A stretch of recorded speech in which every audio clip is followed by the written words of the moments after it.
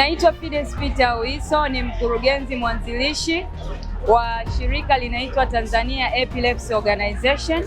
Epilepsy ni kifafa, najua watu wengi wanakijua, lakini watu wachache wamekuwa wakikizungumzia, na kama shirika letu tumejikita kutoa elimu kwenye jamii, kupunguza unyanyapaa, lakini pia ni kusaidia akina mama na walezi wa watoto wenye ulemavu wa ufahamu.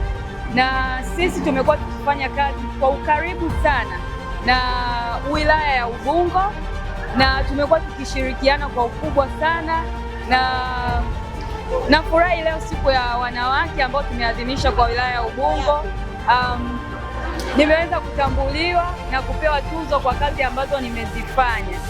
Kwa hiyo kwangu mimi sasa niseme kwamba hii ni shukrani kubwa, lakini hili ni kama deni la kunifanya niendelee kufanya kazi zaidi. Na kwa kifupi ni kwamba mimi ni mzazi wa mtoto mwenye kifafa kikali na ulemavu wa ufahamu, na ndio sababu iliyosababisha tukaanzisha hilo shirika, na ofisi zetu ziko Kimara, Suka. Yes, karibuni sana.